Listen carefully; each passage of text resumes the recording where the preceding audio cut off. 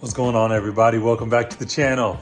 So today I've got a really cool update for you guys. I know you guys, if you go back and look at all the videos that I have out there, I do have a video where we updated the ambient lighting in our F10 here.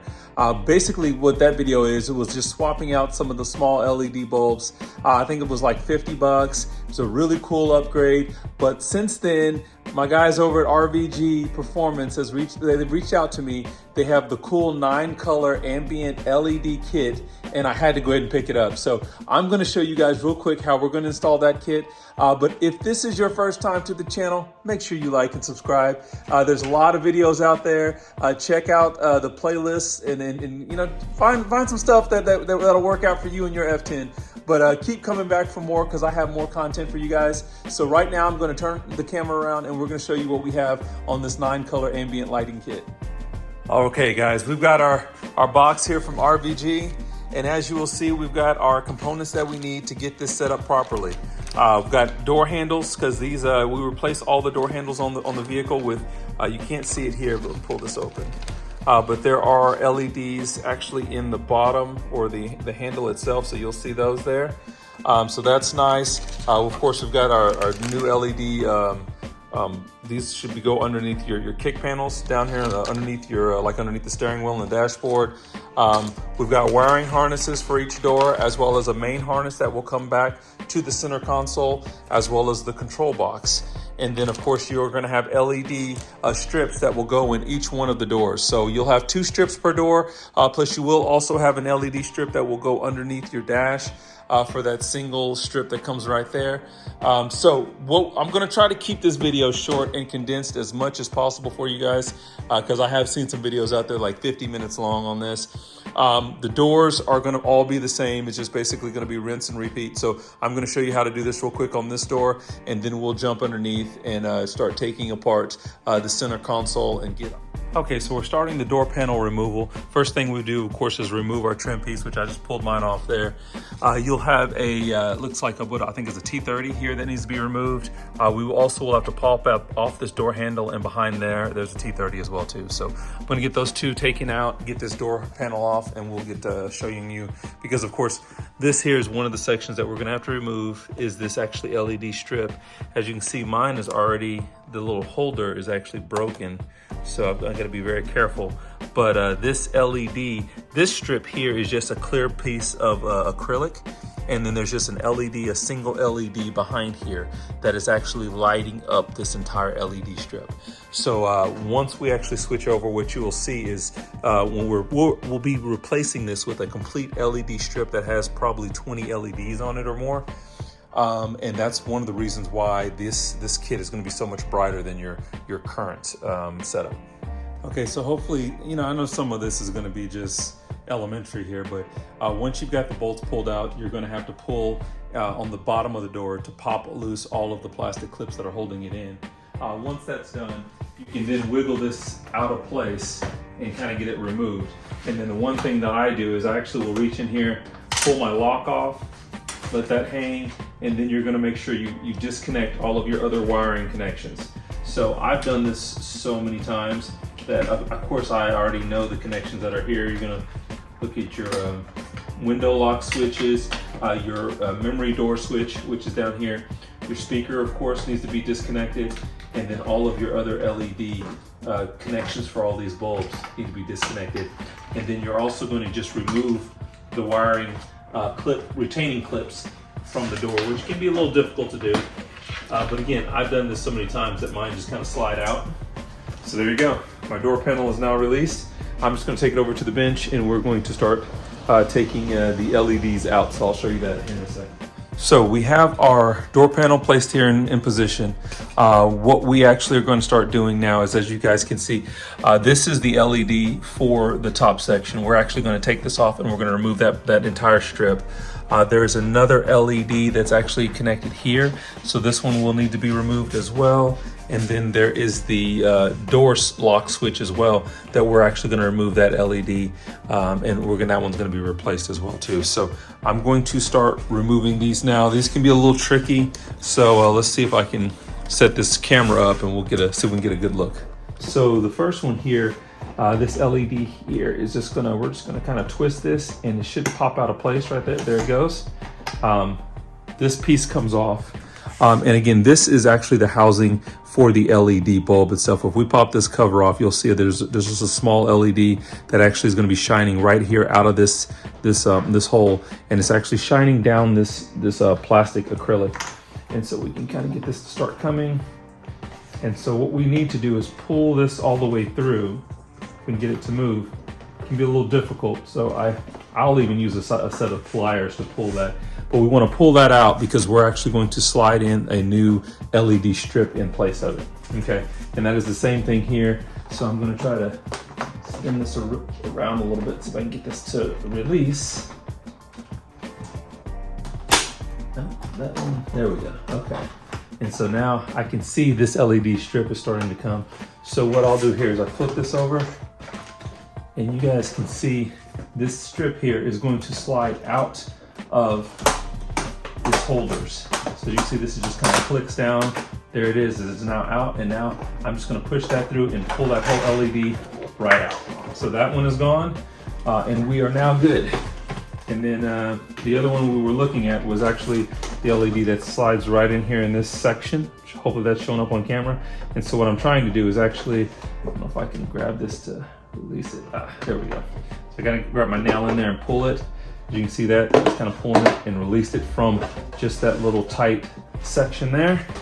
And so now that I've done that, this one here should starts to pull and get to come through the hole here. Okay, there we go. So that is just that acrylic here that came out of both of those. The other one here is down here below. So we've got both of those strips. Like I said, there's a reason why you're not getting a real bright display of light from that. Now I have the new LED strips that I'm going to be putting in place. And as you guys can see on there, you see all of these small LEDs. That is going to give you that display that we're looking for, that light output. But we've got labels on each one of on these. They do tell you, like this one here is main down. So this is your main door down. This is your main door up. So this one here is going to, of course, be up top. This one here will be down here, down below. One of the things that I like to do when I get ready to slide this in, because it is really tight, I'm actually going to take I'm going to take my needle nose pliers, and I'm just going to open this up slightly. You won't see that from inside the vehicle because, of course, it's because of the location of where this hole is, but it makes it just a little bit easier for me to get this LED strip slid into place. So I'm going to grab my pliers and show you what I'm referring to. So what I'm actually doing is just grabbing a set of just needle nose pliers.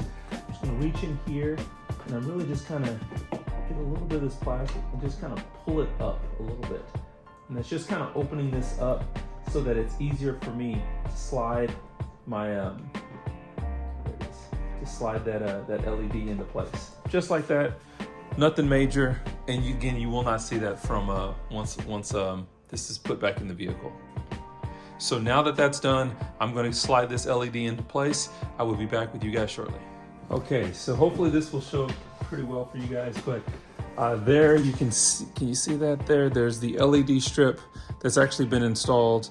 There it is in the bottom pocket. So basically I'm just sliding that in underneath the little kind of feet that kind of hold that in place. So that one now is good to go.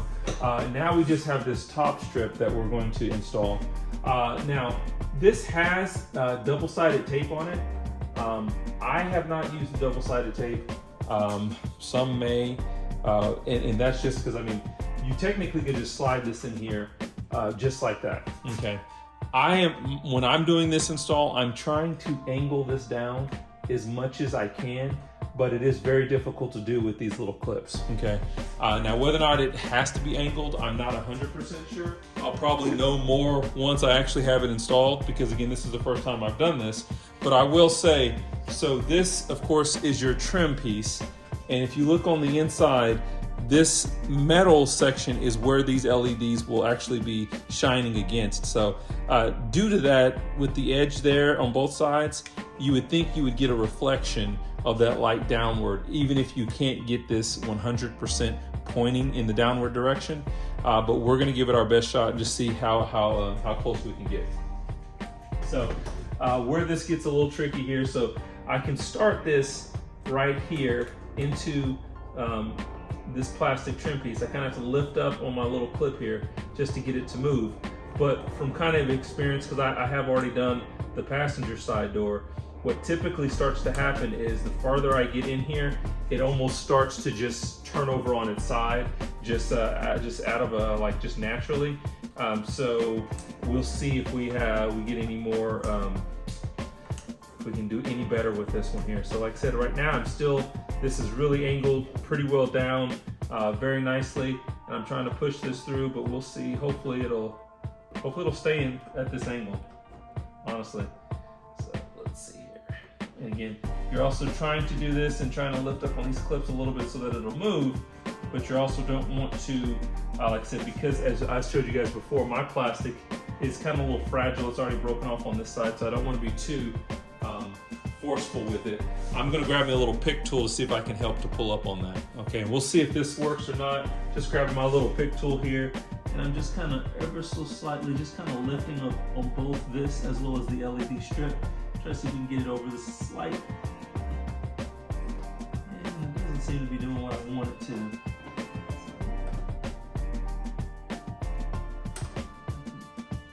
Too much, there we go. Okay, so we're just kind of sliding that through the best we can. So we'll see what we come up with. Okay, so we now have this one installed, and that actually looks really, really, really good. It's hard to tell probably from this angle, but if I kind of see this flat, you can see how those LED strips are actually pointing down. That's probably the best one that I've ever done, to be honest with you.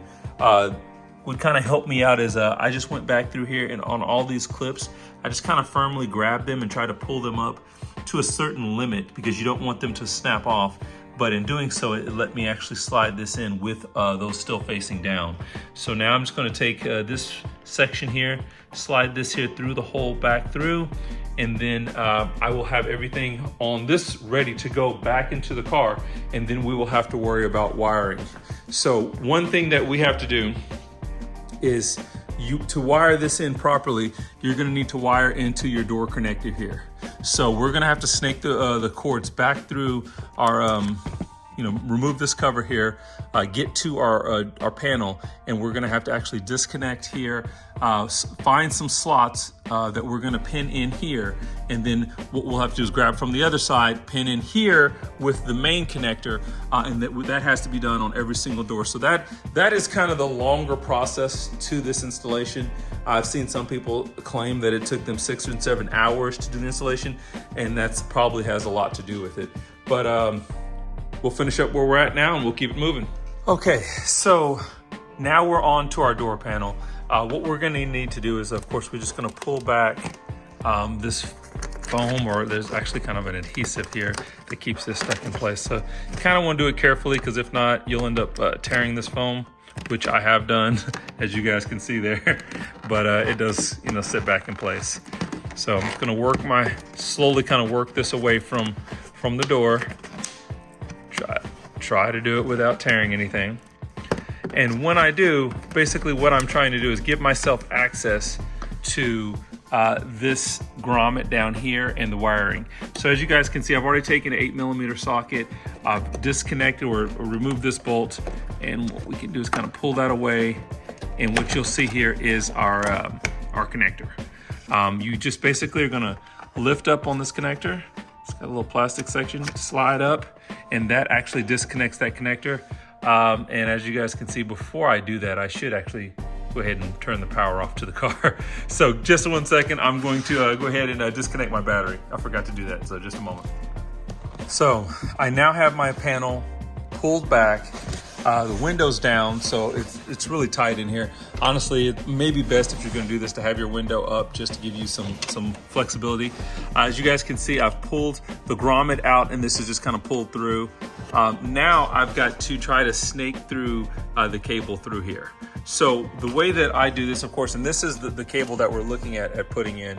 So what we need is, as you'll see on this end of the cable, you've got your pin connectors that are going to be right here. So this is what we're trying to get into this connector.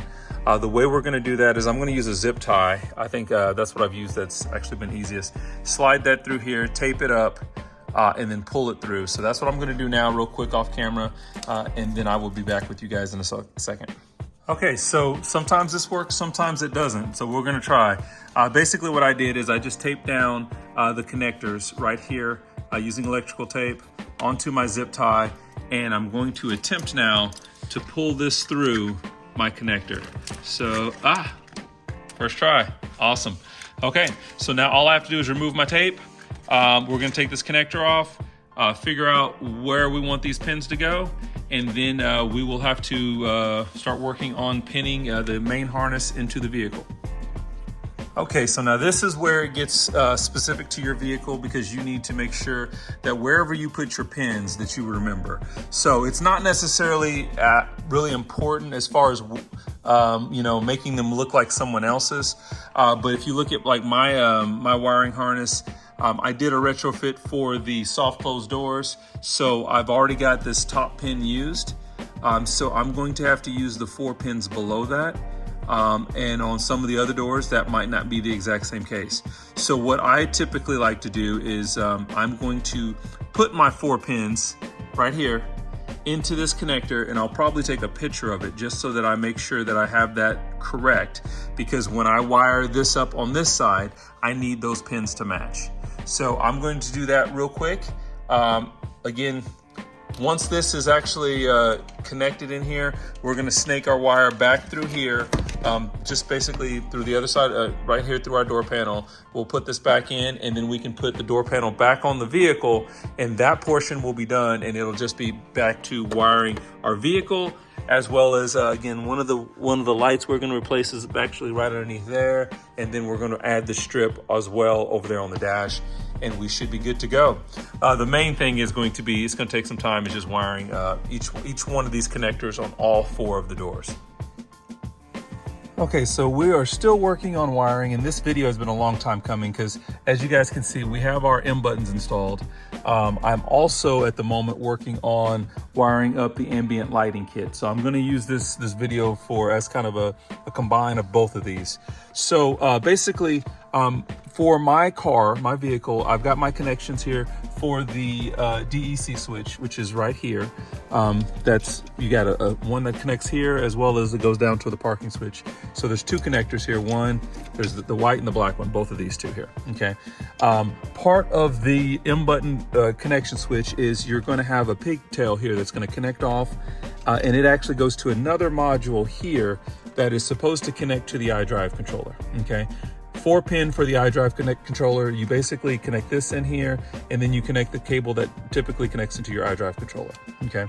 Then when I'm working on the ambient lighting kit, you also have the same thing. You have a 4-pin connector, okay? You're basically pigging into your 4-pin connector, and then the other side connects to the module box, which is here, for the ambient light kit, okay? So as you can see, everything is trying to connect to a 4-pin connector on the iDrive controller, which is what most of the vehicles have. My early model BMW does not have a 4-pin connector. It actually has, I believe what that is, a 10-pin connector, and it only uses 6 of the pins, okay?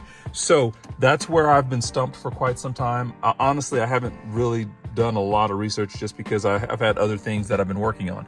So, but what I have come to find out is when it comes to the connector, this 10-pin connector, that's, again, 6 pins are connected. If you guys see, starting with the right hand going left, there's an orange colored wire, brown color, then you have, that is actually orange and green, and then green, okay? The 2 last wires are basically your CAN, or your H-CAN wires, high and low. Your brown there, the second wire, is actually your ground wire, and then that orange and yellow wire is actually your power wire. So this connector here, the 10-pin connector that has six pins to it, those first 4 plugs of this connector are identical to the 4 plugs that are on the regular blue 4-pin connector on the iDrive controller for later model vehicles.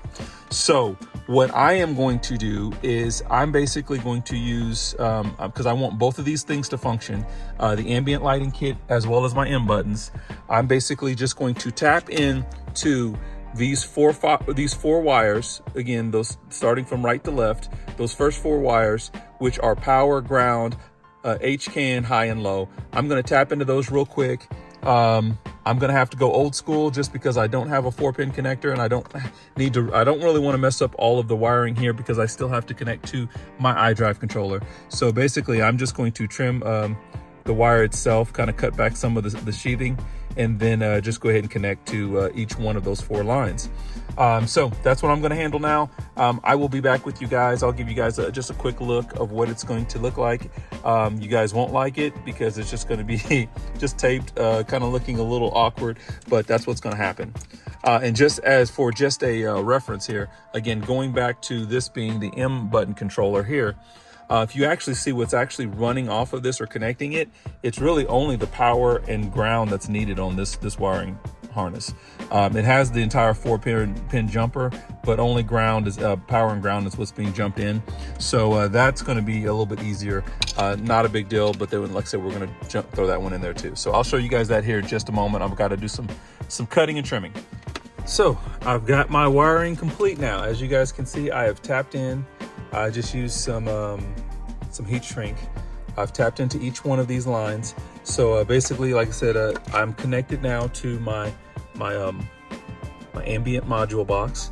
I have my plugs connected also for my M button, so we'll be able to give that a shot and see if that's working. But the main thing I did here is just brought in, again, the powers, the ground, as well as the CAN. Like you can see, this one here is connected to some of the CAN wires.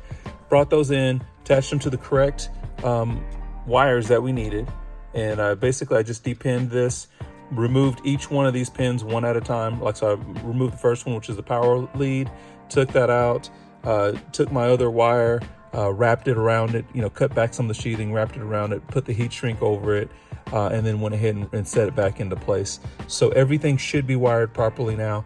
Now, as you guys can see, I've kind of got my wires starting to kind of string out. I'm not going to bore you guys with me connecting every single one of these, but this here is my power lead for my driver's side. You will see that one section is for, because there's three wires coming off of this. One connector here is going to be for your footwell, which I've already got that drop down now, so I'll be able to have access to that. The other 2 leads, one lead is going to be for main driver's door, and then the other one here is for the they call left rear. Okay, so basically all I'm going to do, I'm going to go back now, pull out each one of these connectors, which you see I've done that on each one of these now. Okay, also done it on the other side. I apologize, I don't have the best light right now. And I am going to now push these pin connectors right here into the corresponding sections that I need to for our lighting. Okay, because if you guys remember earlier in the video, I had to determine which pins I was going to connect to. Now I'm going to, again, connect to those corresponding pins, and everything should be functioning once that's done. So again, not going to bore you guys with all that, but I will come back with you guys here shortly when I have this complete. We're at the back of the car right now, last door, and we've got our wires plugged in.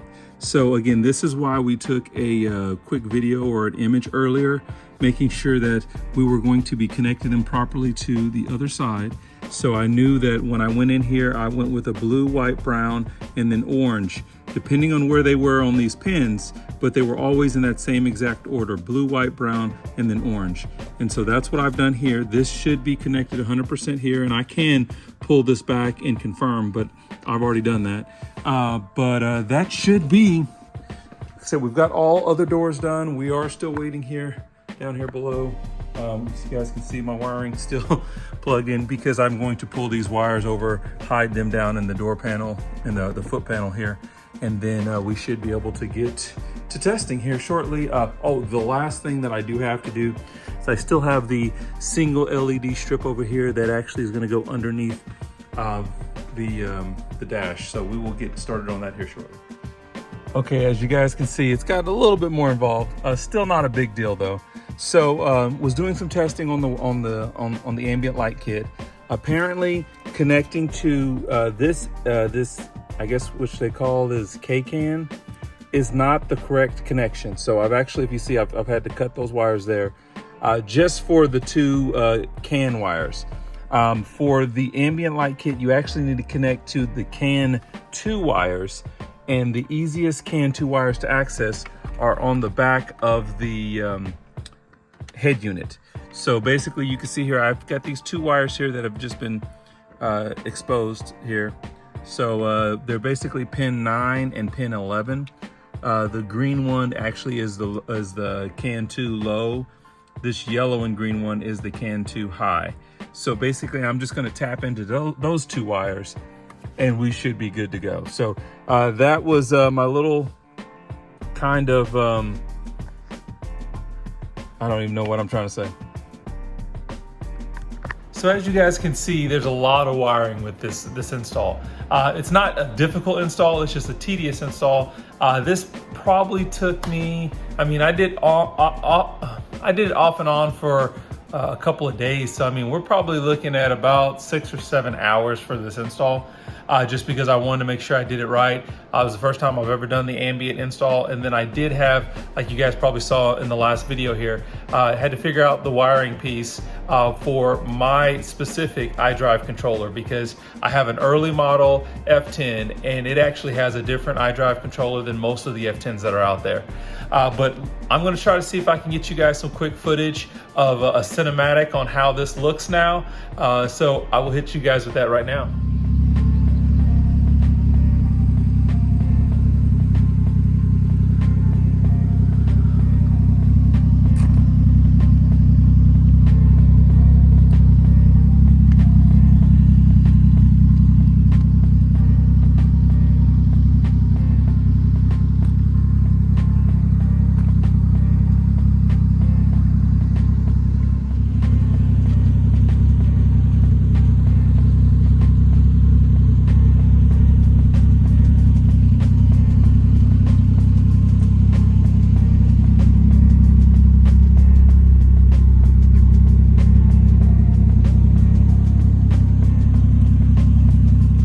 Well, hopefully you guys like that small cinematic that I have of that new ambient lighting. Dude, I love the interior now. So you guys, if you're thinking about picking up a kit like this, I actually picked up my kit from RVG Performance.